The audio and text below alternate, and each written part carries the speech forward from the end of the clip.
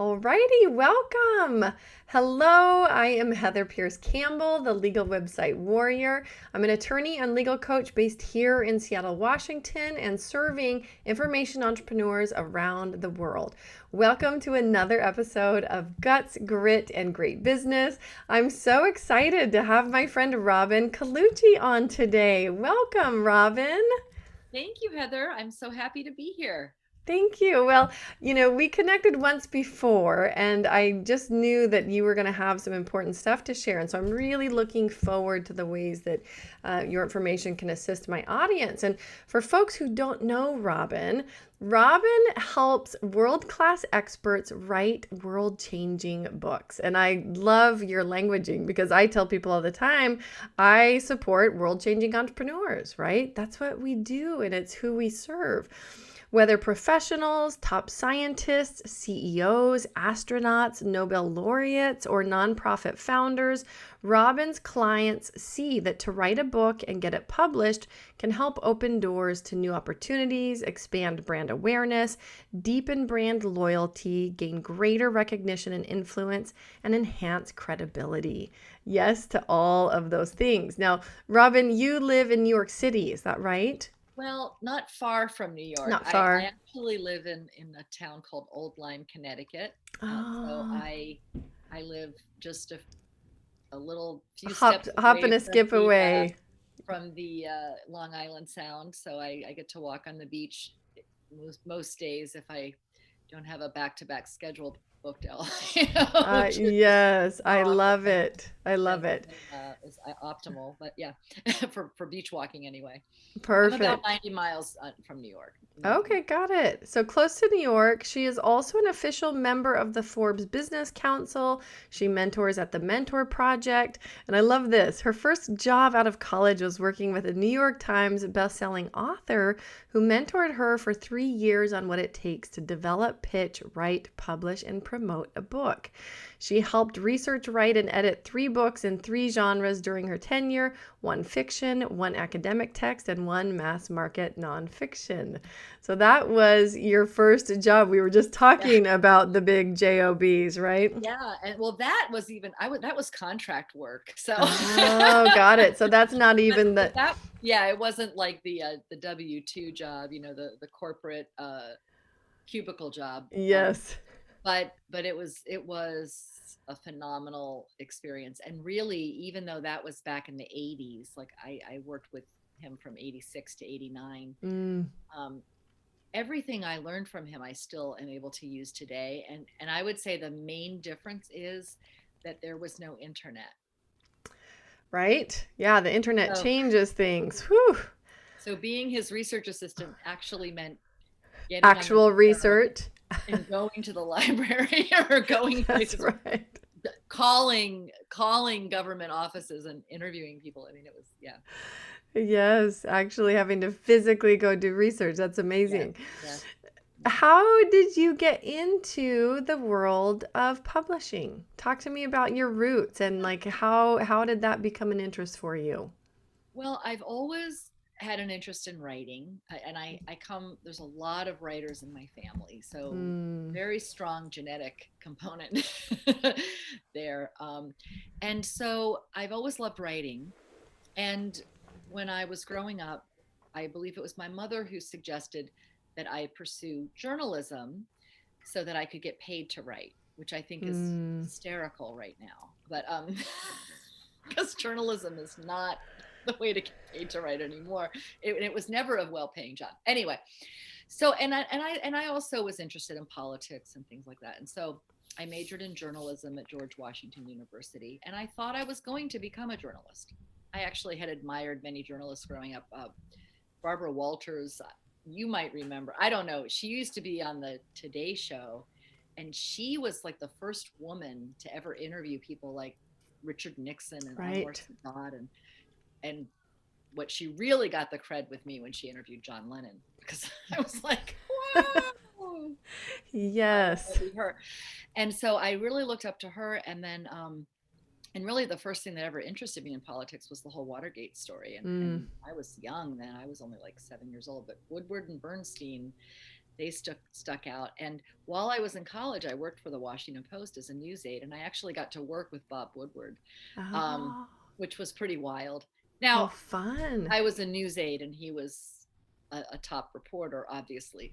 Yeah, So I didn't work with him on a project, but I did get to work with him at the Post, yeah, and it was fascinating work, and it was a great experience. And the Washington Post is a premier news organization, and they were fantastic. And and then when I got close to graduating, it was the chairman of my department at GW who called me into his office and said, "Hey, there's this New York Times bestselling author. He needs a research assistant. I've recommended you, and if he offers you the job, you should leave the Post to take it." I thought, well, that's crazy. I was doing a little freelance, reporting for the Post. I was like, that doesn't make any sense to me. You're the journalism, chair. right. And he's like, trust me, just go with an open mind. So I did. And it turned out to be David Wise, who was one of the world's premier experts on espionage Oh, wow. against, between Russia and the US mainly. And so I did work with him on those 3 books over a 3-year period. And I loved it. And it was so much fun. I loved being able to deep dive into these topics and, really unpack things. And I got to work with his agent. I got to work with his editors at Random House and Doubleday. And so I really saw on the inside of like how all this works.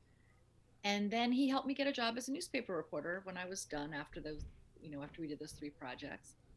And that's what I thought I was going to do. And about 18 months into being a newspaper reporter, I realized I didn't want to do that. Hmm.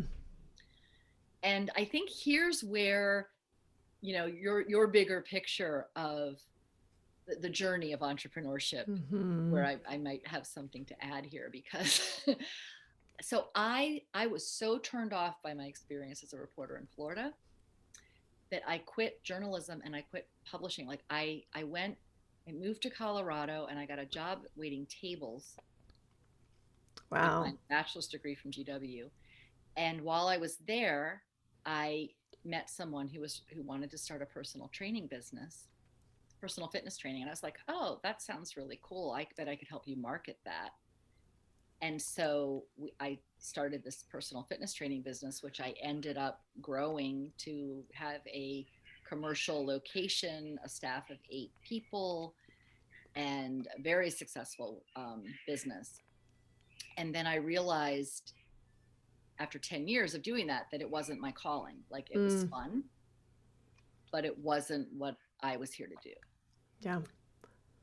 And so I informed my partner, who actually ended up being my husband, that I wanted to leave the business, and turn it over to him, because I was basically full-time training and running the back end of the business at the same time, because I'm a woman. You just have to do all the things, all the things. And still cooking and raising our 2 children, Right.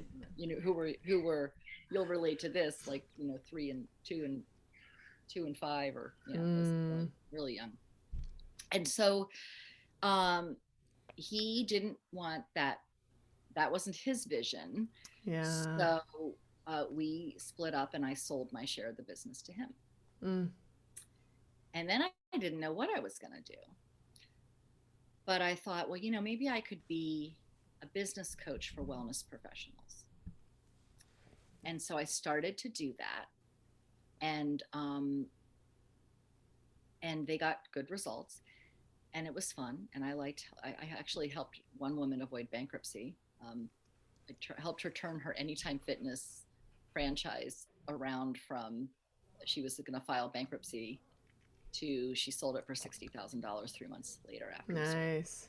So that worked out pretty well. And it was fun. But then some of my clients started to say, what I really want to do is write a book. Mm. Yeah. And then I found myself making this full circle, like the river that I thought was carrying me away from publishing made a very 180 bend, and there I was. And then I remembered how much I loved doing books. And so that's the that's That's the the full short story. version. That's the short version of the story. What I'm curious about the job that drove you away, right? The job that drove you away from it. Tell us what happened there. Like what made you think like, mm-mm, not for me. Well, I don't want to name the paper because that's not going to be good. But we'll say it was in Central Florida because it was. Mm, And so I think there were several factors. One is that I had come from the Washington Post, yeah. and I know that paper. I know that these days the news gets a lot of flack, and the news media is getting a lot of criticism. But I have to tell you, like I've seen this from the inside, and then the people at the Post are consummate professionals who are really about the truth. That's right. And Whether people um, believe it or not, there are yeah, certain organizations that actually have editorial standards and yes, they do, and they take it very seriously. yes. And my heart is broken for these people, for Yep. the vilification that they've had to endure over the past, recent years. And the other thing is, and I also have friends who still work in the news media. I have a very close friend who's been a reporter with Reuters for over Mm, 2 decades. And I just these are outstanding people who yeah. really care and really care about the truth. And then there I was in Central Florida, and it was a different standard. And it wasn't the standard that we were going to print something false, but there was this pressure to like try to focus, like for example, if I was I covered a city council meeting, and I reported about the issue, Mm-hmm. and like something happened there that it was just like a blip, and it wasn't important and it wasn't relevant to the issue, and it was just like a blip, but the other paper that was there like made it the lead, and then my editor chewed me out for missing the story, and I'm like, no, he missed the story because his readers still don't know what the issue is that's relevant to their neighborhood. Yeah. you know Yeah. and it wasn't even like a big exciting thing. Of course I would have, it was like a nothing thing. And so the standard was more like, we don't have like a compass. We're Mm-hmm. just going to look at like what the other competitive paper did and compare ourselves. But it wasn't like they weren't operating from like the Post had a standard of like, this is what's news. Yeah. And this is what isn't news. Right. What I mean? Right. I Well, mean, and and the New York Times had that, all the news that's fit to print was, and that's how I was trained. mm, David was good friends with the executive editor at the New York Times at the time, so I got to know a lot of journalists in my time. And then the big thing, and you'll get a kick out of this, was the misogyny and the mm, racism. Because there I was in 1990, um, in in this town, and realizing that I felt like I was in the 50s. mm, The Jim Crow kind of setup. Literally the east side of the town was where the beach was. The west side of the town was where all the black people lived. And a lot of the town didn't even have running water and electricity yet. yeah. and That's and the utilities commission, like, people would come from that side of town saying, when are we going to get electricity? And they just keep blowing them off. And mm, I mean, so, and it was so messed up because I came from DC, very yeah. diverse, This very progressive. um and so that was a trip. But the misogyny, so, good example, my direct supervisor, I came to him and I said, because I was covering business and city government, and then I was doing features, and I even did a little investigative, but they called me off that because that took too much time. mm, So, but um, I said, I was driving to work today and I saw a woman on the bridge construction project, and I thought, that's interesting. Maybe we could do a story about women in non-traditional jobs, and I could probably find like some women police officers or mm-hmm. firefighters, and Mm-hmm. I could make like a cool feature out of it. And he goes, that's not a story. He's like, women have been working construction in this state for 10 years. Y'all are equal now. Gosh. You've arrived. Didn't you know it? Didn't you know? Y'all are equal. And so I was like, well, that's okay. That's your prerogative. You're the chief. And the next day, the, the business section. So like I was in a bureau,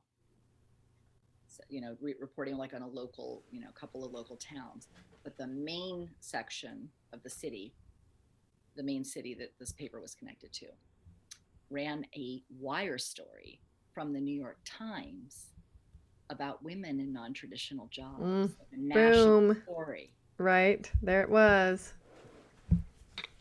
And so I was so happy Did because you put a copy on his desk? Yeah. oh, I didn't have to. He had it, and Right. it was right on the front page of the business section, like a whole up above the fold spread Mm, about women in non-traditional jobs.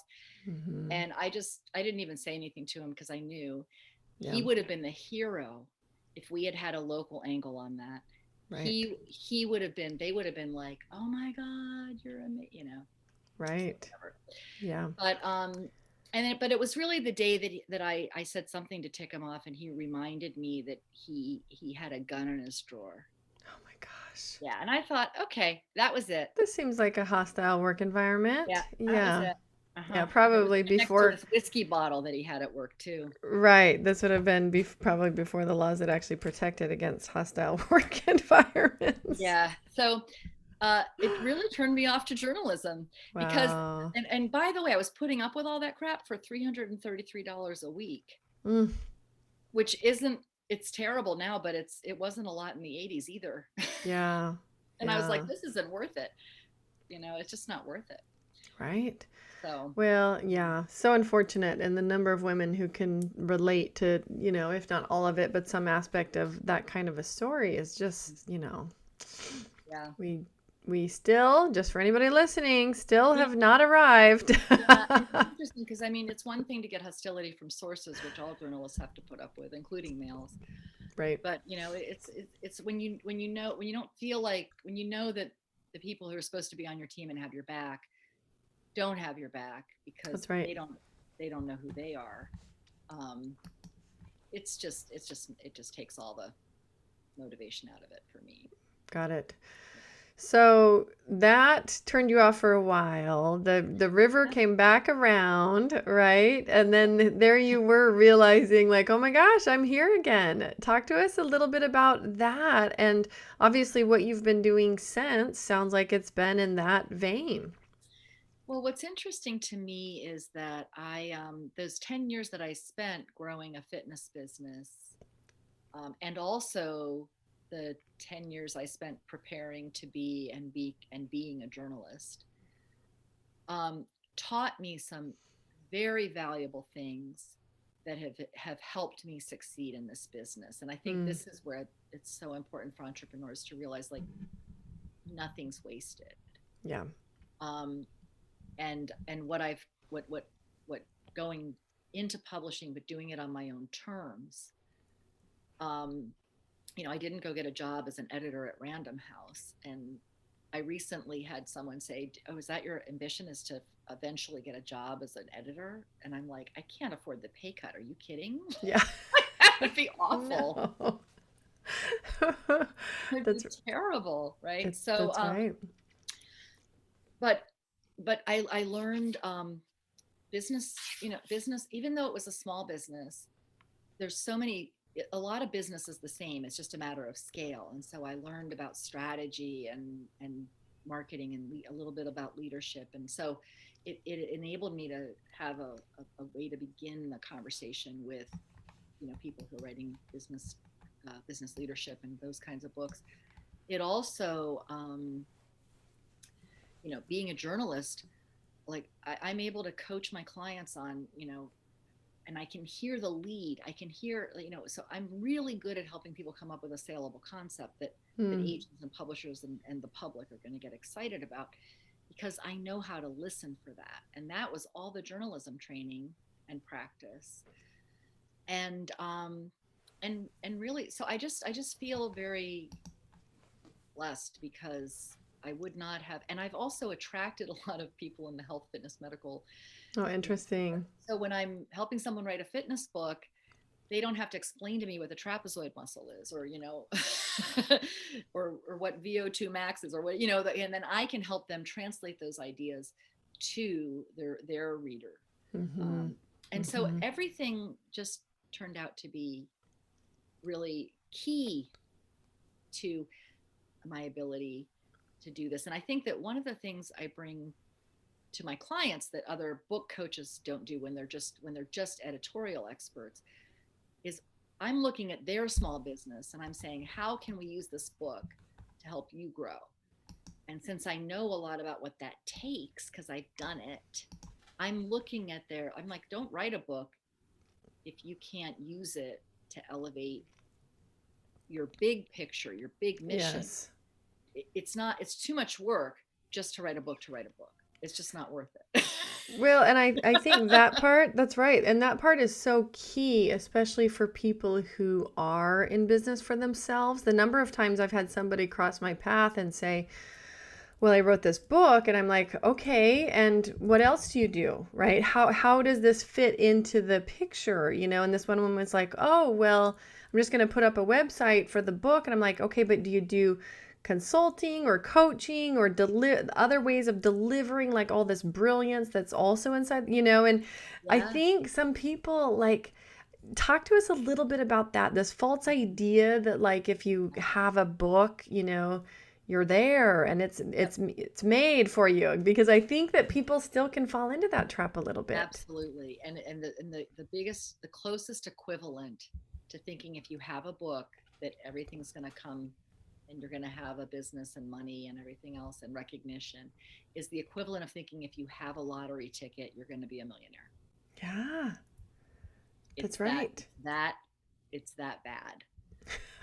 Um, and it's built on, I mean, there's been some programming, and you see Mm, movies, right, of like Carrie the writer in Sex and the City. No writer who writes a column for a New York City rag can afford Prada anything. They right. can't afford a Prada keychain. Okay, so whatever.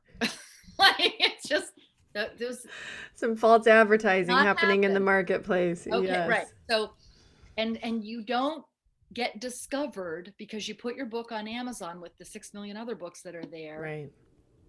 and that you self-published and probably wrote without help. Well, Um, and for people who are transparent about this, like we need more of those discussions about like how does a book strategy fit for you? What does that strategy look like? How, cuz even now, and I'm sure you can shed insights on this, like publishers are not publishing a book or a transcript just cuz it's good, right? They're saying no, yes to people who show up with pre-built audiences and other essentially assets that they can leverage to help market that book. absolutely, absolutely, and especially when I mean, really in the nonfiction realm, especially. I mean, Mm. in fiction, but you really have to be an outstanding. You have to have something outstanding for them to pick you up, and even in fiction, without a platform. But yes, and really, it's how they stay in business. They can't just they have to know that they're at least going to make back what they paid you and what it cost them to launch your book. Right. And it's just most books lose money. Um, so if they can't afford all of the books to lose money, and so Mm, and they're interesting. That I think that bears repeating. Most yeah. books lose money. Mhm. And if it weren't for that upper 1% of the John Grishams and the Stephen Kings and the you Yeah, know it's like the startup investors, right? They might invest in 20 startups and one of them actually makes it, and that's part of the risk calculation. exactly. And so uh, when I'm helping people with book proposals, first of all, I won't even take on a client who I don't think has a shot, Mm, because there is a minimum bar that you have to have some kind of audience and some kind of growing concern. And really, I look at it this way too. It's like, book sales is a terrible way to make money. It will be the lowest paying, hardest working job you've ever had. Yes. Now, you need to sell books for people to know you have a book, right? So that's fair. But I always tell people you've got to think about what makes sense for your business, what makes sense for the big picture.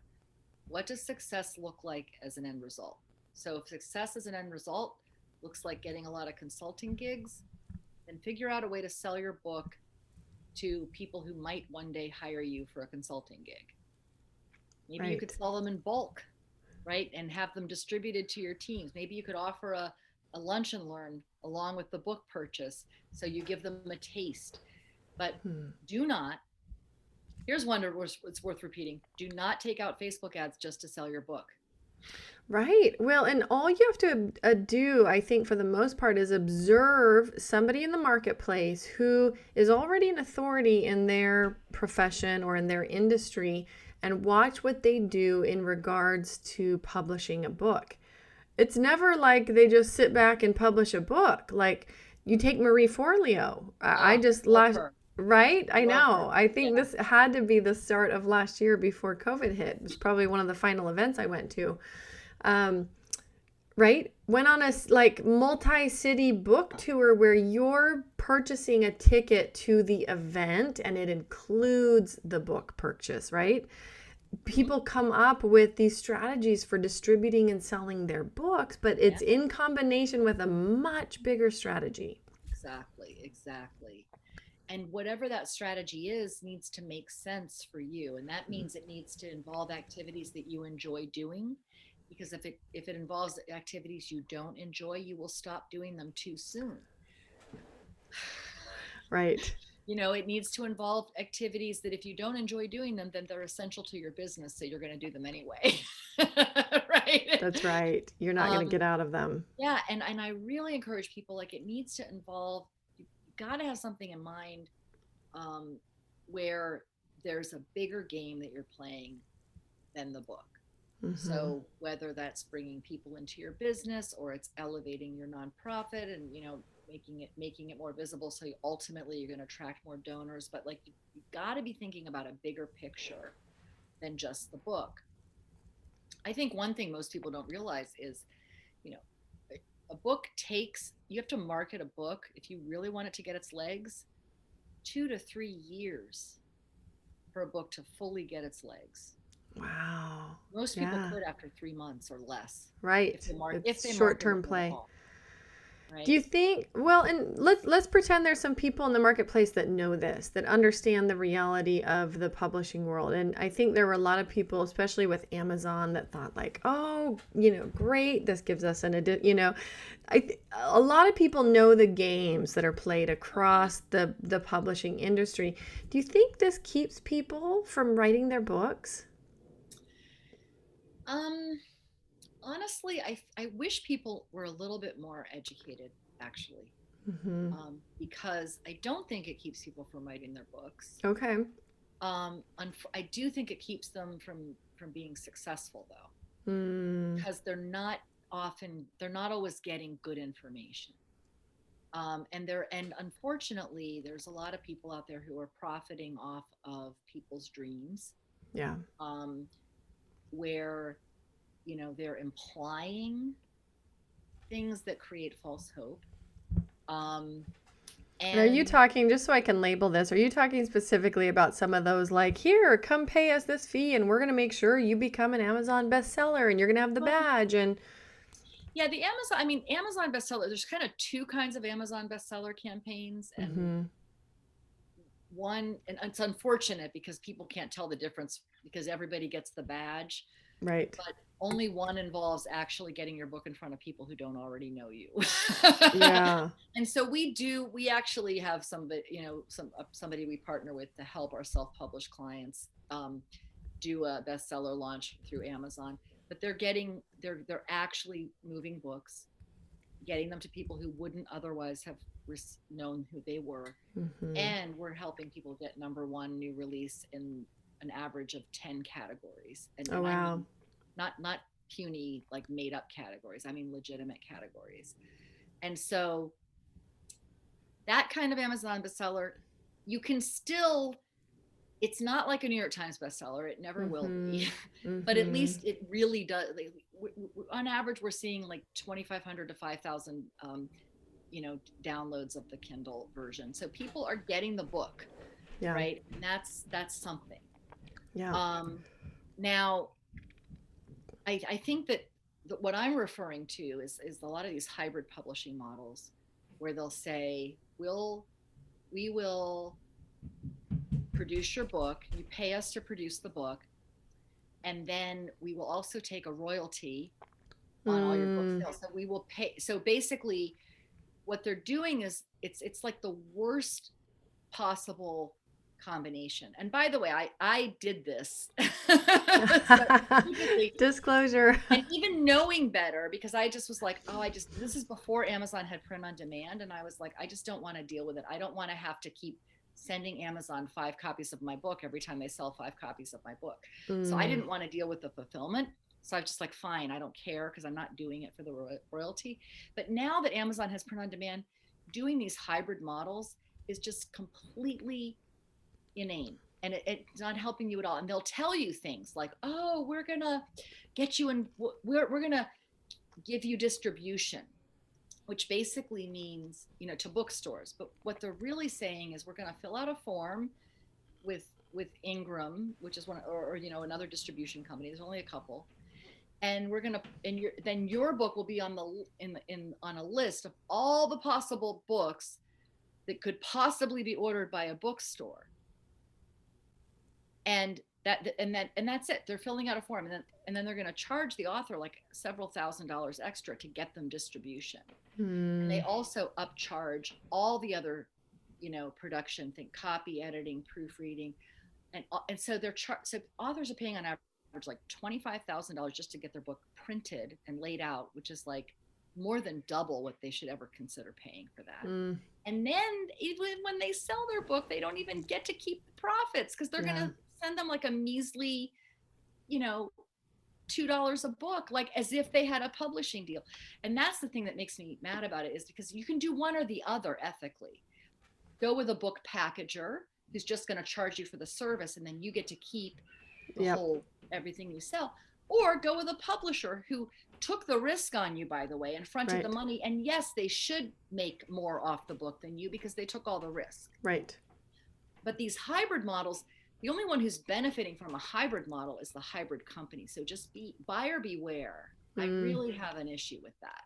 Well, thank you for that little peek behind the curtain, because I think Yeah. it can be hard from the outside looking in for people to distinguish what they're getting or what they should be getting in a marketplace where, there's strategies being played across the board.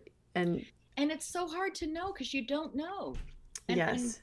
and people, and these salespeople are good, because I literally have had friends who've come to me for advice, and I've explicitly said, don't do that. You're going to pay Mm. $15,000 more than you need to. Call my friend I've been working with for 10 years. I don't get a kickback, by the way, when I send her people, right? I'm like, just go. You'll get super quality, and you'll pay like, less than half what, and then they go do it anyway. And then they come Mhm. back to me and they're like, oh, I was so disappointed with it. And I'm like, Well, and it's, your point being made about getting help with the production part, like get the book put together, get it complete, get it edited. Once you're in the marketplace, though, it sounds like people really have access to a lot more control and distribution than they ever did before. they They do, don't, but they'll never get in bookstores right, if they're self-published. And right. anybody who's telling them that they might, and building that false hope, is full of crap. And they Right. have to know it. Yes. So that Have piece I appreciate, because yeah, I think a lot of people can hang false hopes on something, and then, and I had a client who came through, and it was a publisher that does a very specific genre of books. It's all based on some numerical database that they have going in the background about what topics are hot right now, and then they find somebody to write yeah. that book, right? And but Yeah. but it is not at all beneficial to the author of the book from the standpoint of, you know, actually being paid for your time or even the Wow. sale of the book. Like literally all they get would be the An ability to anonymous. put their name on the book. Yeah. Wow. And Wow. people buy into, like, I think people are so desperate to have a book in the marketplace. It can be really challenging for them to hang on to their wits and make good business decisions for themselves. And, Mhm. you know, and knowing this other part about like having a more complete vision of knowing like it is challenging to get a publisher that's going to especially front any costs. I mean, one of Yeah. my clients, he got paid advance fees around like 2.5, 2.8 million. Mhm. Phenomenal. And of course his book became a New York Times bestseller as soon as he got it published, but he literally had a cult following, Of course he did. right? Anybody who gets that advanced, you know he did. Yeah. Yes, around the world. And, tens and tens and tens of thousands of people were lined up for his book before it even came out. Yeah. Right. But even some of my other really top dog clients, I haven't seen advance fees given like that for a book, That's even unusual. when they already have a big name. And so I think, yeah, but I still see in the marketplace people having a lot of false hopes about putting a book into the marketplace, what it takes, what the chances are. And so I so appreciate the straight Yeah, talk about it. and listen, it doesn't have to be about book sales. And it's like Yes. if you think about it, if you have your own business, you can use your book to really grow your business. But you got to get out it. You got to remember what's the main thing. The main thing is my business. So how can I, instead of making the main thing the book, it's like how can I use the book as a tool? I can hear the screeching puppy. Oh yeah. Ding ding Maya, ding. are you gonna get her? I know. I'm just saying she hit a new high. So cute. You've got the COVID puppy in the background, right? Right. So many households around the Well, US have I had a pug for 15 years. mm, Well, almost 15 years. He died 5 weeks before his 15th birthday, oh. and um, I just couldn't live without a pug. So we just picked her up last week. So, and she's really cute, but she's losing her mind right A now. little squeaker. No, real life happens. I tell people my children are also in the background. Sometimes they're thundering like elephants upstairs, and I'm like, oh my goodness, have no idea if this is making its way into the recording, but we're just keeping it real over here. We are, Um, we are, absolutely. no, I love it.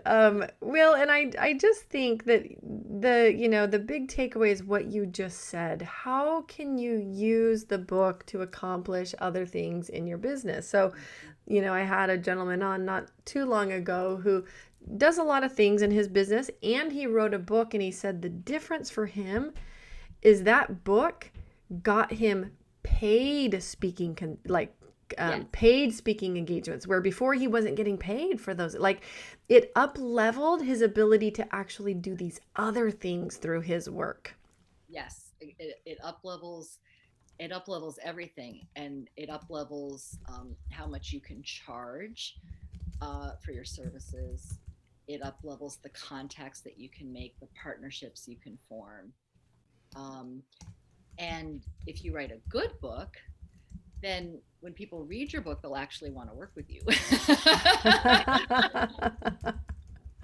Well, and I think that's the key is I think knowing what it is that you want to express in a book and not having it be about the dollars and cents. Like I think that it can become part of a larger picture around dollars and cents, but it can't be the thing. It just based on my limited experience of supporting my clients who have written books and published books and gone through a variety of publishing processes, it's, you really have to have the strategy behind it. So Absolutely. Yeah. share with people, because you work with a variety of folks in doing this work, right? And all of your people are experts at whatever it is they're doing. It sounds like they're kind of top of field.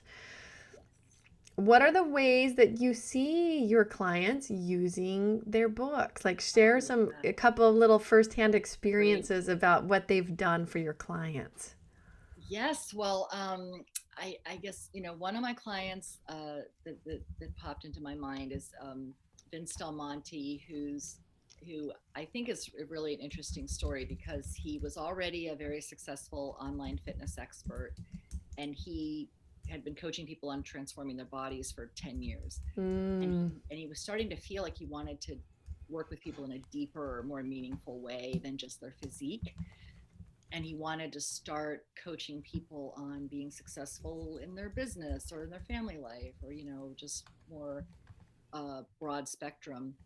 And so we formulated a book concept for him where it was like 2/3 fitness, but like the front section and the ending section were more about mindset and like performance and how you could apply those things in the gym. But what he ended up doing was right after that book came out, he started forming a online business mastermind, which so he was, before he was like selling fitness programs for like $147 each. Now he's got this massive business mastermind program where he's helping to create internet millionaires by teaching them how to grow their own businesses.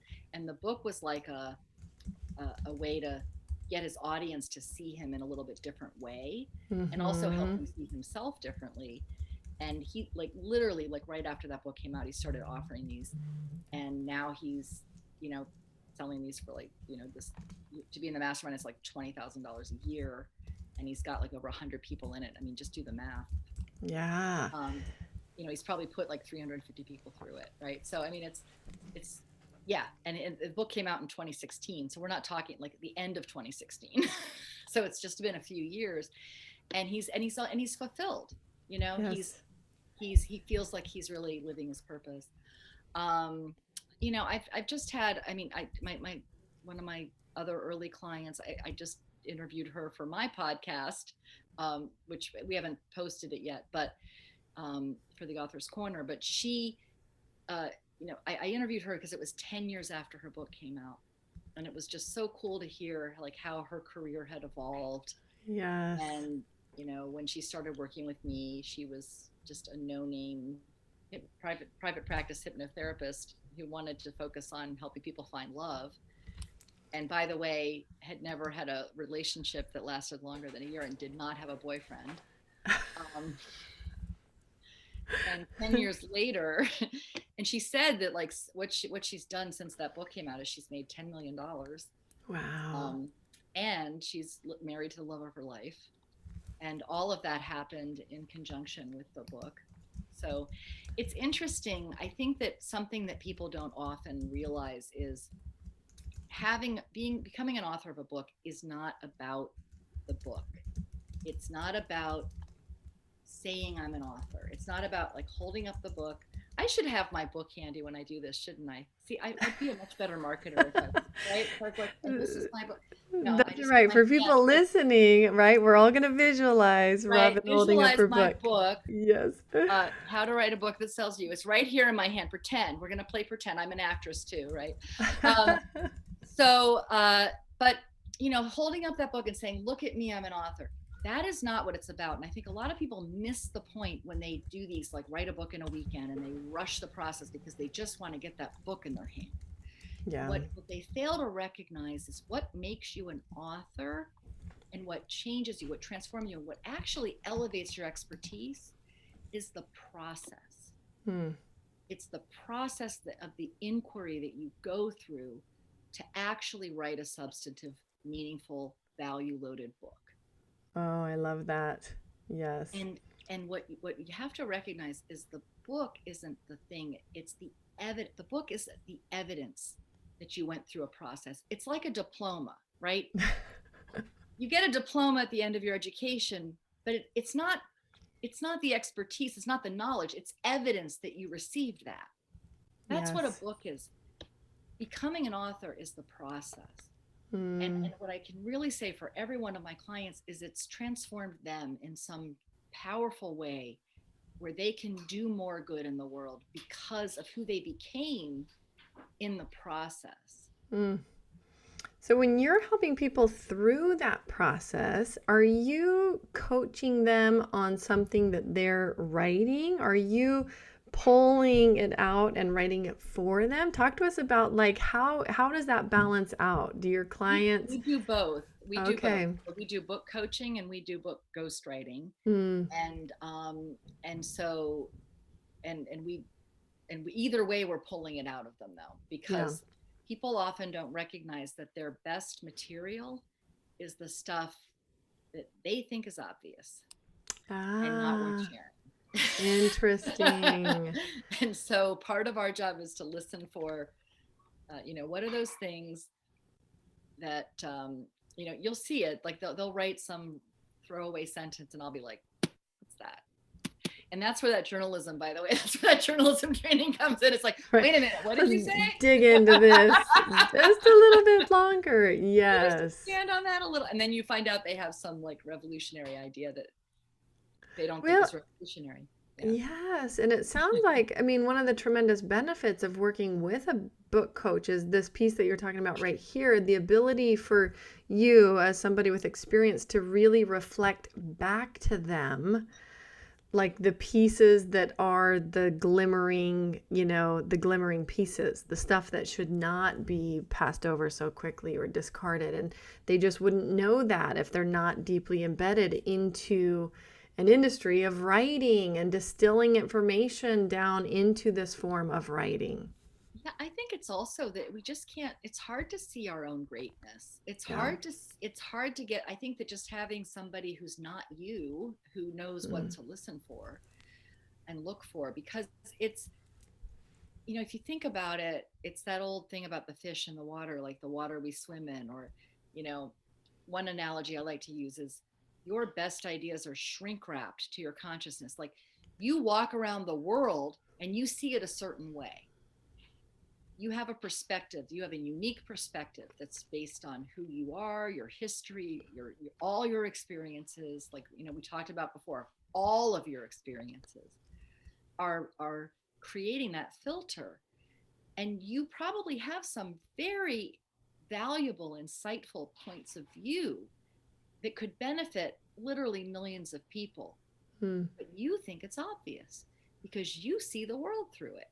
Right. You think And other you're people walking, must see it that way too. of course, because this is, it's all, everyone knows this because this is how the world is. No, this is how you see it. Mm.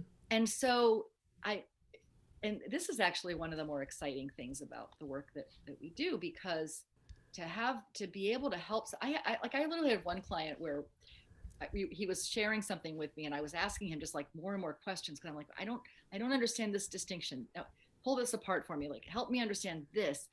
And I said, well, I think it was like something like these sort of like different areas of influence. I said, I think you're describing 6, not 5, or 7, not 6, I don't remember.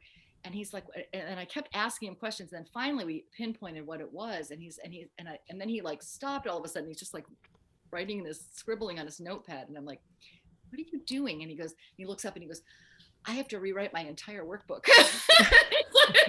Like He I have to realized. get this into my course now, Yes. and so, but that's what it's, Yeah. that's what it's about, is it makes you a better expert because you understand yourself, you understand your own work, and really you understand the value that you're bringing in a way that you just can't get access to because just by writing articles, right? Because the Mm-hmm. book makes you go deeper. Mm. And it's powerful, and it's such a joy for me to be able to participate in that with somebody. Yeah. Oh, I love that. What do you think stops people from making that? Because what I suspect is that there's a lot of people walking around being like, someday I'll write a book, or I know I should write a book, or I've been told I should write a book, right? Other people who know that person. What keeps people from digging in and doing it? Well, I think there's an illusion that they don't have time, Yeah. but I can tell you, all of my clients don't have time. Hmm. I mean, That's right. I work with people who have incredibly busy schedules and family lives and everything else. I think that there's, and there sometimes the question is like, is it the right time? And that can be a legitimate question. Actually, I think it's a pretty good indicator if people are telling you you should write a book about your expertise, they're probably right. If Mm-hmm. people are telling you that you should write a book about some crazy experience you had, they're probably wrong. I love that. Some crazy experience. Because you want to think about how do you want to be known, Yeah. because you will be known by your book. So just because you've had a wacky life or something awful happened that you overcame does not mean that we need to have a book on it. Yeah, um, right. I think some people feel pressure to write a book when they maybe don't need to write a book. I think that it's an individual decision. I don't think there's a book in everybody. That's something that Interesting. You're like, let me tell you. So how do you distinguish between like, is this a bad idea or is this a good idea? Yeah, I think it's more about, first of all, I think if you really have that desire and it just doesn't go away, I think that's something to trust. Mm-hmm. Um, and again, I think it's about really asking yourself some questions. Um, what, who's the book for? Hmm. Why would they read it? Yeah. What do you want them to do with you once they have your book? Mm-hmm. What comes next? Right. Right? What's that back end? Um, how, what, what do you want to do with your book? Mm-hmm. What are the activities that you see? How do you intend to use the book? um, is this a topic, an idea that you would be excited to talk about for the next 5 years? And if you can have satisfactory answers to those questions, then the answer is that you should stop procrastinating and write your damn book. I love that. I love that. And so when people stop the procrastination, right? And especially for folks, like I think about the people that I serve, right? A lot of them are experts at a certain thing in life and they've built a business around it. How do you have the time conversation with them? Yeah, you just have to carve it out. You have Yeah. to make it a priority. And I have one client, for example, who runs a very big nonprofit and has a family and is before COVID would literally like would be flying all over the world. Like I Mm-hmm. never know where we were talking next. you know? Mm-hmm. And I just said to him, I said, listen, you have to get stuff off your plate because this is never going to get done. And he Yeah. did. Yeah. And so sometimes just carving out time in the beginning of the day can be a really good strategy before anything else has a chance to encroach. But you just have to make the time. Yeah. That's right. It You it just have to doesn't show find it. up. Yeah, it doesn't show No. up. And you can rest assured that it will be inconvenient. I promise. The But inconvenient everything and worth having, takes right and worth it. That's the yeah, trade-off. That's the yeah, trade-off. exactly. What talk to us about timelines. When somebody chooses to work with you, what kind of a timeline are they typically signing up for, understanding that it's probably always looks a little different? I'd say the fastest way that we can responsibly help them with develop a clear saleable concept and help them write the book would be 4 months. Mm-hmm. Um, Less than that, and you're probably going to miss So some important. quality. And we've had people do that and produce excellent books. So I'm speaking from experience. I'd say more average is 6 to 8 months is a more Mm-hmm. average expectation, and it can go longer also. I really it shouldn't have to take a year, um, but it can. Yes. It can take longer if you're on your own and you don't have support. I've worked with clients who are working against, hardcore publishing deadlines, and it will take right up until that deadline. Yeah, we when we work with because about I'd say most of our clients, probably 70-80% of our clients are going traditional, working Mm. with publishing houses, real publishing Okay, the houses. majority of your clients. Yeah, Yeah. yeah, that pay advances. And I'm a real stickler about turning things in on time. But it and it does help when you have a contract. Yes. And when you don't get your third, you don't get your second check till you turn in the manuscript, and you don't get your third check till it's right before they go to press. So Right. Right. Yep. It definitely helps. yeah. What? So, first of all, let me ask you, where do you like to connect with people? For folks that are listening and going, maybe it's time I actually do this or think about it, right? Where do you like to connect with people online? Yes, well, I'm on LinkedIn at, Robin Colucci, or my business page is R Colucci LLC. We have those on LinkedIn and Facebook, and those are kind of fun because we also post articles, and not just the ones that we write, but we also post other articles that we find out about, like what's going on in publishing or something that's Mm-hmm. interesting. So those are good places to join us. And also, we do have a mailing list, and where I hate getting emails. Like I I hate subscribing to Says the email. writer. I know. So I know. So what I've done is so you can opt in and subscribe to our uh,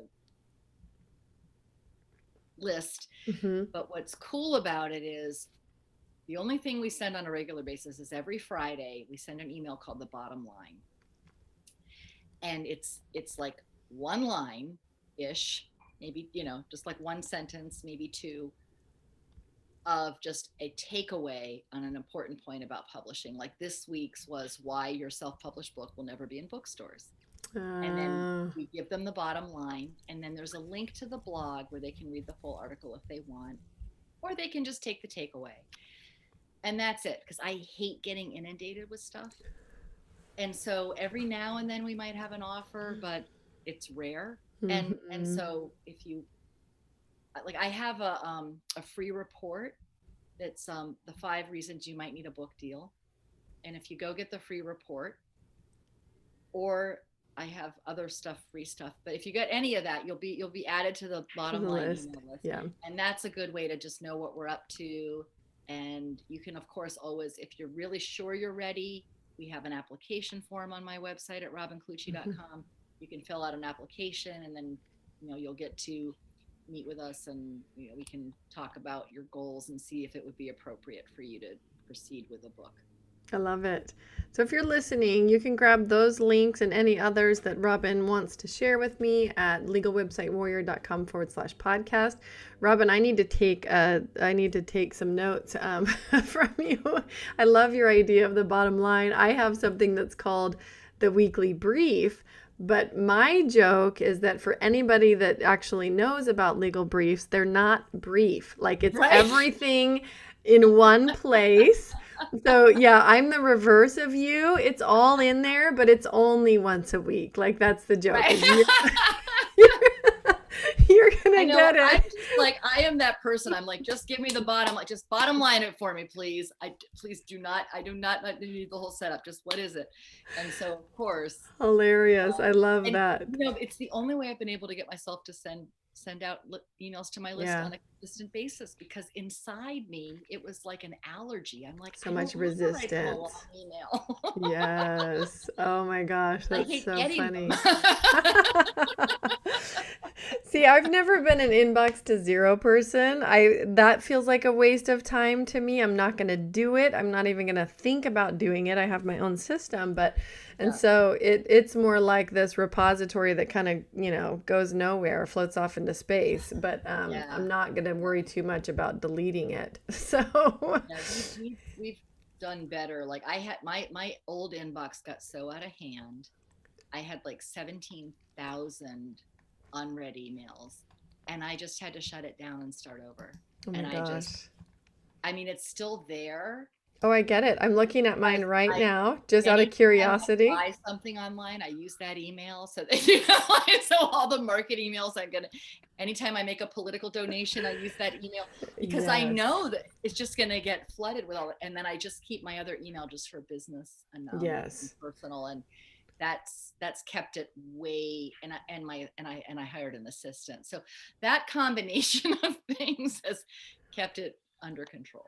Yeah. Well, you heard it here, folks. You get a one-liner from a writer, which to me is phenomenal. So if you want to hear from Robin in one line or less, then you'll sign up, get her bottom line, get updates on the publishing industry, the publishing world.